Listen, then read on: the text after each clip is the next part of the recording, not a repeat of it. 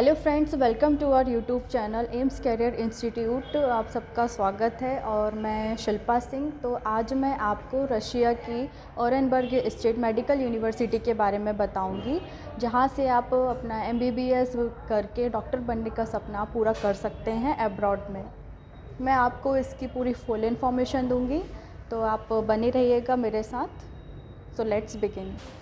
University के बारे में हम कुछ क्विक हाइलाइट्स देखेंगे। हम देखेंगे कि यूनिवर्सिटी में आपको किन तरीके की सर्विसेज मिलेंगी, किस तरीके की आपको सर्विसेज वहाँ पे प्रोवाइड की जाएगी, वो भी मिनिमम पैकेज में। हाँ फ्रेंड्स, अगर आपका डॉक्टर बनने का सपना है, अगर आप किसी भी कारण से आप नीट का एग्ज़ाम आप देते हैं और पीछे रह जाते हैं, तो घबराने की कोई बात नहीं है, क्योंकि अभी भी आपके पास एक अपॉर्चुनिटी है।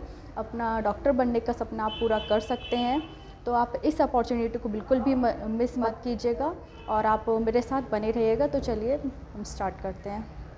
सो फ्रेंड्स, सबसे पहले हम इसके बारे में जानेंगे कि जो यूनिवर्सिटी है रशिया की, 1944 में इसकी इस्टेब्लिशमेंट हुई थी। 1944 में ये बनी हुई थी। WHO और MCI अप्रूव्ड है गवर्नमेंट यूनिवर्सिटी। जी फ्रेंड्स, आप ध्यान से सुनिएगा, ये गवर्नमेंट यूनिवर्सिटी है। ऐसा नहीं है कि आप अब्रॉड में जाएंगे तो आपको प्राइवेट यूनिवर्सिटी में आपको एडमिशन मिलेगा। नहीं, वो गवर्नमेंट यूनिवर्सिटी होगी जहाँ से आप पढ़ेंगे और बहुत ही कम पैकेज में आप वहाँ से अपना एडमिशन ले सकते हैं, वहाँ पे आप पढ़ सकते हैं। 3000 से ज़्यादा स्टूडेंट वहाँ पर अभी इस टाइम पे पढ़ रहे हैं। अभी वहाँ की जो यूनिवर्सिटी है, वहाँ पे 3000 से भी ज़्यादा इंडिया के स्टूडेंट्स वहाँ पे पढ़ रहे हैं।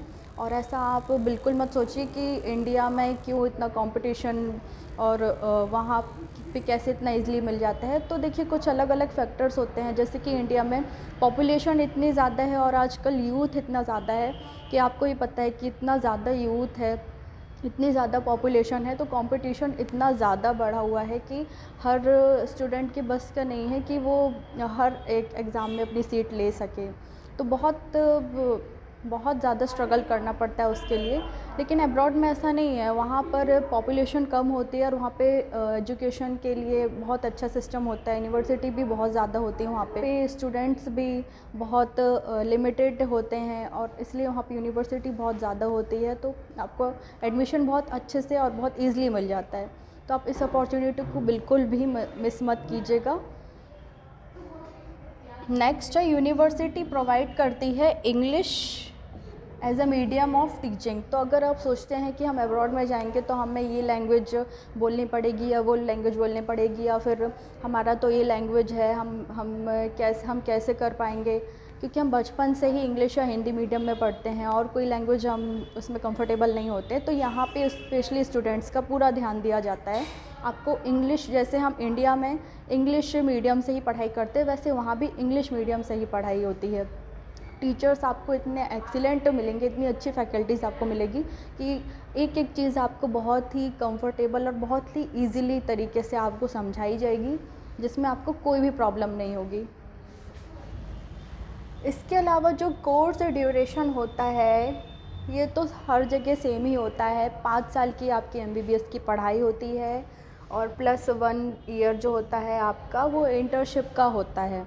तो ये सभी जगह नॉर्मली ऐसा ही है। लेकिन यहाँ पे अच्छी बात ये है कि आपको मिनिमम से minimum package almost 15 to 20 lakh के बीच ही इसका बजट होगा। तो मेरे ख्याल से कोई भी अफोर्ड कर सकता है। 6 साल के लिए 15 टू 20 लाख बहुत ज़्यादा नहीं होते हैं। तो आप किस चीज़ का वेट कर रहे हैं? आप लोग अभी एडमिशन लीजिए, किस चीज़ का वेट कर रहे हैं? इतनी अच्छी अपॉर्चुनिटी आपके सामने है, क्योंकि एक बार एज निकल जाती है, एक बार समय निकल जाता है तो फिर वो वापस नहीं आता है। और आप सबको पता है कि अभी कैसा टाइम चल रहा है, कितना स्ट्रगलिंग टाइम चल रहा है हम लोग के लिए। यूथ कितना ज़्यादा स्ट्रगल कर रहा है। तो आप इस बीच में आप अपना भविष्य आप दांव पे मत लगाइए। आप अभी से आप तैयारी शुरू कर दीजिए। अगर नीट में अच्छे मार्क्स नहीं आ रहे, आप एवरेज हैं, तो आप बिल्कुल भी वेट मत कीजिए। लेकिन अगर आपके 300 मार्क्स आ रहे हैं या 300 के अबव आ रहे हैं, 400 450 मार्क्स आ रहे हैं, तो आप 1 साल का ड्रॉप ले सकते हैं। अगर आपको अपने ऊपर विश्वास है, अगर आपको अपनी काबिलियत पे विश्वास है, तो आप एक अटेम्प्ट और दे सकते हैं। लेकिन जो बच्चे जिनको इतना कॉन्फिडेंस नहीं है कि वो अब नहीं निकाल पाएंगे, या इस चीज़ के बाद फिर वो डीमोटिवेट हो जाते हैं कि हमारा इसमें सिलेक्शन नहीं हुआ तो फिर अब हम क्या करेंगे। तो आप बिल्कुल परेशान मत होइए। एक्चुअली में होता क्या है कि बच्चों को गाइडेंस नहीं मिलती है कि उनको क्या करना है, उनको डायरेक्शन नहीं मिलता। लेकिन ऑनलाइन प्लेटफॉर्म के ज़रिए हम बहुत तरीके की नॉलेज इकट्ठा कर सकते हैं। हम उसमें देख सकते हैं कि हम इसके आगे क्या कर सकते हैं, क्या नहीं कर सकते। हमारे टाइम में हमें गाइडेंस देने वाला कोई नहीं था, ना ही इतना सब कुछ ऑनलाइन था कि हम इसके बाद ये ऑप्शन भी है कि हम MBBS अब्रॉड से कर सकते हैं। तो वो ऑप्शन नहीं था, लेकिन आपके पास एक ऑप्शन है, एक अपॉर्चुनिटी है। तो आप बिल्कुल भी इस अपॉर्चुनिटी को मिस मत कीजिए। इसके अलावा इसमें नीट रिक्वायर्ड होगा क्वालिफाई के लिए, लेकिन इसमें IELTS और TOEFL जैसा एग्ज़ाम का कोई भी क्राइटेरिया नहीं है, वो बहुत ज़रूरी नहीं है। भाई नीट में आपका ठीक ठाक स्कोर होना चाहिए तो आपका यहाँ एडमिशन हो जाएगा, कोई प्रॉब्लम नहीं है। लेकिन उसके नीचे के जो स्टूडेंट्स हैं बहुत ज़्यादा डिमोटिवेट हो जाते हैं, उनको समझ में नहीं आता कि वो क्या करें। तो एक बहुत अच्छा बेस्ट ऑप्शन है आपके लिए। Affiliation by health ministry Russian federation.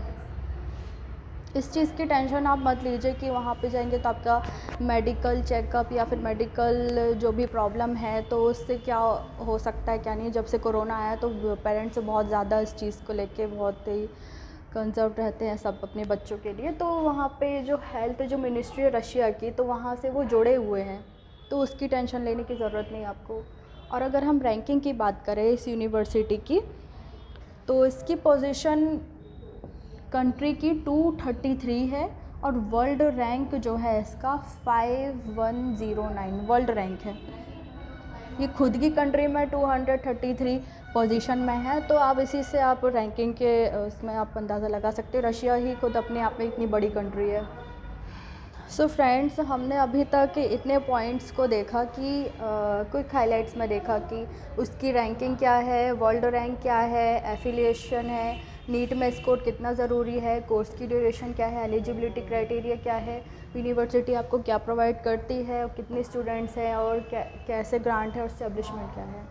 तो इस वीडियो में हमने इतने पॉइंट्स कवर किए, लेकिन आगे हम और इसके बारे में जानेंगे, इस यूनिवर्सिटी के बारे में मैं और इन्फॉर्मेशन आपको दूंगी नेक्स्ट वीडियो में। तो आप बिल्कुल भी आप स्किप मत कीजिएगा क्योंकि बहुत इम्पोर्टेंट वीडियो है। तो आप ज़्यादा से ज़्यादा इन्फॉर्मेशन गेन कीजिए और सही एक फ़ैसला लीजिए जो आपके खुद के फ्यूचर के लिए है। तो आप बने रहिए, और अगर आपको ये वीडियो पसंद आता है तो आप सब्सक्राइब करना ना भूलिएगा हमारी नेक्स्ट वीडियो के लिए। So thank you friends.